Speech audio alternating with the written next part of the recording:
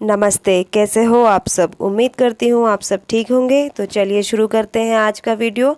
तो आज के वीडियो में मैं आपको बताऊंगी, आपको अगर सिलाई आती है, बहुत अच्छी सिलाई आती है और आपका बुटीक है या आप होम बुटीक चलाती हैं, लेकिन फिर भी आपके पास कस्टमर नहीं आते, तो इसका कारण क्या है और आप ऐसा क्या कर सकती हैं जिससे आपके पास कस्टमर की लाइन लग जाए और आपके पास सिलाई बहुत सारी आए। मैं आपको बताऊंगी कि मैं ऐसा क्या करती हूँ कि मैंने अपने बुटीक को इतनी जल्दी ग्रो किया और कस्टमर का आना जाना मेरे यहाँ पर लगा ही रहता है। यही सब बातें आज हम इस वीडियो में करने वाले हैं, तो आप आखिरी तक इस वीडियो को देखिएगा, तभी आपको समझ आएगा कि कस्टमर को बढ़ाने के क्या ट्रिक्स एंड टिप्स होते हैं जिससे आपका काम बहुत अच्छा चले और आप आगे बढ़ो। तो यहाँ पर अभी एक कस्टमर आ गई थी, तो इनका सामान ले लेती हूँ और आपसे साथ में बात भी करती हूँ कि कैसे हम कस्टमर को अपनी दुकान की ओर आकर्षित करें, उनको आने के लिए मजबूर करें, वो हमसे ही कपड़े सिलाए, बार बार हमारी शॉप या घर पर सिलाई करवाने के लिए आते रहे। सबसे पहले मैं आपको बताना चाहूँगी, आप शॉप चला रहे हो या होम बुटीक चला रही हो, कहीं भी आप सिलाई कर रही हो, उसके लिए आपको अपने व्यवहार पर सबसे ज़्यादा फोकस करना पड़ेगा। आपका व्यवहार ही आपके काम को आगे बढ़ाता है। पिछले 15 सालों से मैं सिलाई की फील्ड में हूँ, सिलाई करती हूँ, सीखती हूँ और अपने काम को आगे बढ़ाती हूँ। तो इस सब से मुझे ये बात पता चली है कि आपका व्यवहार ही आपके काम की पहचान होता है। आप जितना अच्छा कस्टमर से व्यवहार रखोगे, कस्टमर उतना ज़्यादा आपको याद रखेगा। तो व्यवहार में इतनी ताकत होती है कि आप कहीं से भी कहीं भी काम कर रहे हो और आपका व्यवहार बहुत अच्छा है, तो लोग आपके पास बार बार अपना काम कराने के लिए आएंगे। कस्टमर आपसे कुछ नहीं चाहते, वो सिर्फ आपका व्यवहार अच्छा चाहते हैं। आप उनके बारे में थोड़ा जानिए, अपने बारे में थोड़ा बताइए, इससे आपकी बातचीत बढ़ती है और कस्टमर को आपसे एक लगाव सा हो जाता है। मेरे साथ यही होता है। कई कस्टमर इतनी अच्छी है, काम भी नहीं करवाने आती तो मुझसे मिलने आ जाती हैं कि हम यहाँ से निकल रहे थे तो सोचा आपसे मिलते हुए चले। कई बुजुर्ग कस्टमर है जो मुझे बेटी की तरह मानने लगी है और कई और भी दीदियाँ हैं जो मुझे बहन की तरह मानने लगी है। तो यहाँ से मैंने जो व्यवहार के बनाकर कस्टमर से जो चीज़ें कमाई है वो यही है कि कई लोग मुझे अपना सा मानने लगे हैं और मैं भी उन लोगों को अपना सा मानने लगी हूँ। तो हमारे बुटीक में सबसे मेन होता है आपका व्यवहार। कस्टमर से इतना अच्छा व्यवहार रखिए कि वो आपको 2-3 दिनों तक भुला ही ना पाए।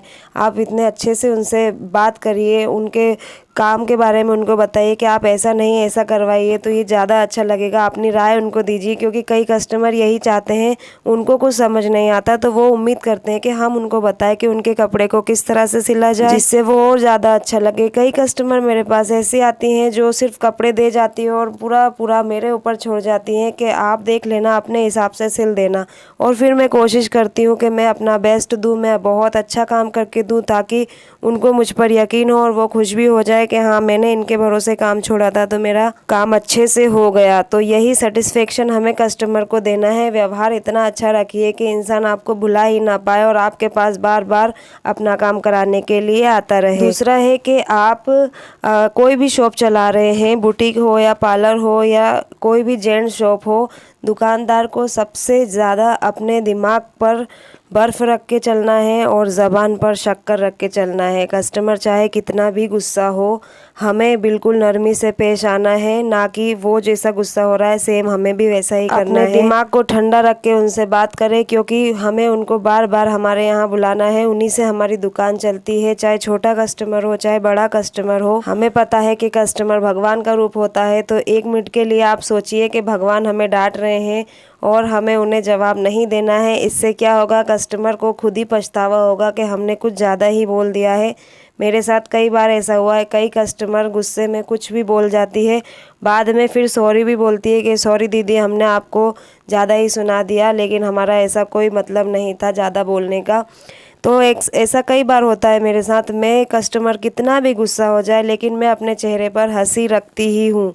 ये मैंने अपने हस्बैंड से सीखा है। उन्होंने भी कई बार ऐसा वक्त आया है जब उनको बहुत ज़्यादा डांट पड़ी, लेकिन उनके चेहरे की मुस्कुराहट नहीं गई। तो ये मैंने उनसे सीखा है। आप अपनी दुकान को चलाने के लिए अपने चेहरे पर मुस्कुराहट रखिए, चाहे सामने वाला आपको कितना भी डांट रहा है।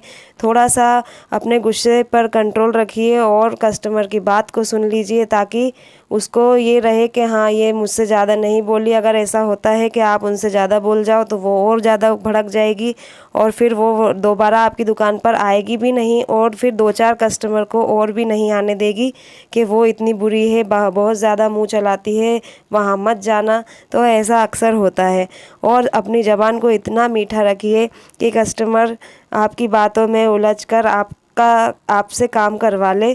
मेरे साथ कई बार ऐसा हुआ है, कई कस्टमर बोलती है आप हंसकर और हमें अपनी मीठी मीठी बातों में फंसाकर हमसे ज़्यादा पैसे ले लेती हो, ऐसा कर देती हो, वैसा कर देती हो। ऐसा कुछ नहीं है। बस अपने चेहरे पर मुस्कुराहट रखिए, किसी से अच्छे से प्यार से बात करिए ताकि वो आपको भुला ही ना सके और आपको याद रखे कि वो लड़की कितने अच्छे से बात करती है या वो दीदी कितने अच्छे से बात करती है। तो हमें उनकी दुकान पर बार बार जाना चाहिए। तो पिछले 3 साल से मैं बुटीक चला रही हूँ और मैंने ये एक्सपीरियंस किया है कि कस्टमर सिर्फ आपसे कुछ नहीं मांगेगा, वो आपका व्यवहार मांगेगा, आपके 2 अच्छे शब्द मांगेगा।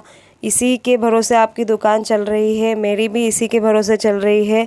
और हम अगली बात करेंगे तो हमें कस्टमर को काम भी बहुत अच्छा करके देना है। ये नहीं कि आपका व्यवहार अच्छा है, आप अच्छे से बात करते हो और काम अच्छा नहीं दे रहे हो, तो इसका इफ़ेक्ट तो आपके काम पे पड़ेगा ही। क्योंकि कस्टमर क्यों आते हैं? काम अच्छा करवाने के लिए आते हैं। अगर आपके काम में फिनिशिंग नहीं है तो शुरू में फिर आप पैसे भी कम लीजिए ताकि उनको लगे कि हाँ ये वैसा काम नहीं दे रही है जैसा बुटीक पे होता है, तो पैसे भी कम ले रही है। मैंने खुद सिलाई का स्टार्टिंग प्राइस 50 रुपये रखा था जब मैंने शुरू में सिलाई करना स्टार्ट किया था। जब मैं घर से ब्लाउज सिलती थी तो मैं 50 रुपये लेती थी और आज मैं उसी ब्लाउज़ के 150 रुपये भी लेती हूँ। लेकिन उसके मेरी सिलाई में बहुत फ़र्क पड़ा है। शुरू में मेरी सिलाई कुछ और थी, अब मेरी सिलाई कुछ और है। तो उसके अकॉर्डिंग मैं अब पैसे भी लेती हूँ और कस्टमर देता भी है।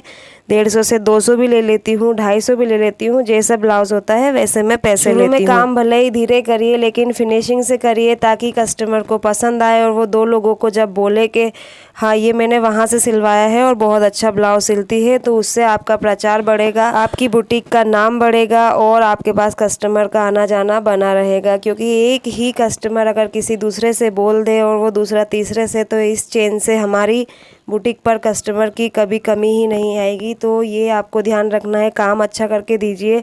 और कभी कभी जैसे कोई बुज़ुर्ग लेडी आती है तो आप उनसे 10-20 रुपये कम भी ले लीजिए, इससे आपको भी अच्छा लगेगा और जो लेडी आएगी उनको तो बहुत ही अच्छा लगेगा। क्योंकि पिछले जो बुज़ुर्ग होते हैं उनको 10-10, 20-20 रुपये से भी बहुत लगाव रहता है। तो आप कम करके दोगे तो उनको बहुत पसंद आएगा और वो अपने गली मोहल्ले में जाके बताएगी कि वो वहाँ पर बहुत अच्छी सिलाई करती है।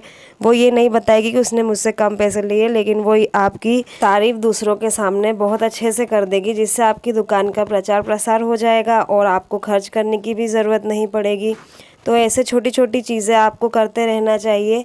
कभी कभी जैसे 560 रुपये हो जाते हैं तो मैं 10 रुपये कम कर देती हूँ, इससे कस्टमर को भी बहुत अच्छा लगता है और मेरी भी 10 रुपये की मेहनत कोई ज़्यादा नहीं है, जो चली जाती है तो कोई अफसोस नहीं। हम और भी कमा सकते हैं, हमारे काम अगर अच्छा है तो हमारे काम से बहुत हम कमा सकते हैं। और मैं यही उम्मीद करूँगी कि आपको इस वीडियो से थोड़ी भी हेल्प मिली होगी तो मेरे लिए बहुत अच्छा है।